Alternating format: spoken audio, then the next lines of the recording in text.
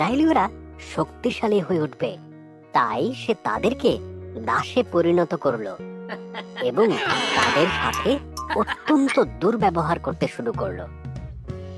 সমস্ত ইসরায়েলীয় বালকদের হত্যার আদেশ দিল। একজন স্ত্রীলোক তার শিশুকে ঝুড়িতে করে নদীর ধারে লুকিয়ে রেখেছিল। শিশুটির দিদি শিশুটিকে লক্ষ্য রাখছিল। কন্যা সেই নদীতে স্নান করছিল। শিশুটিকে দেখতে পেয়ে নিজের কাছে রাখার সিদ্ধান্ত নিল। শিশুটির দিদি বাচ্চাটিকে দেখাশোনার জন্য তার মায়ের সাহায্য নিতে বলল।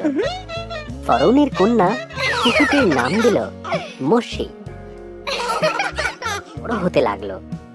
একদিন সে দেখল একজন মিশরীয় একজন ইসরায়েলীয়কে নির্মম ভাবে মারছে ও সে সেই মিশরীয় ব্যক্তিকে হত্যা করল।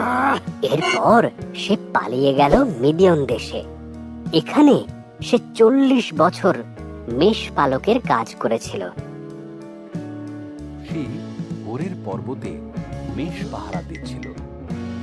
একটি জ্বলন্ত ঝোপের ভেতর থেকে ঈশ্বরের কণ্ঠ শোনা গেল, মোশে, আমার সন্তানেরা কষ্ট পাচ্ছে, আমি তোমাকে তাদের মুক্ত করার জন্য বেছে নিয়েছি।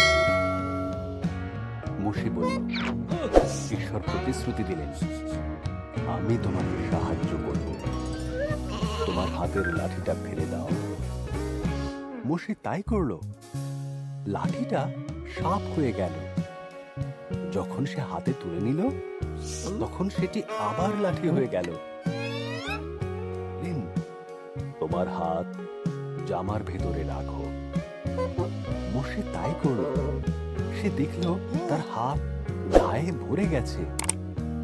যখন সে আবার এই কাজ করলো, সে দেখল ঘা সম্পূর্ণ সেরে গেছে।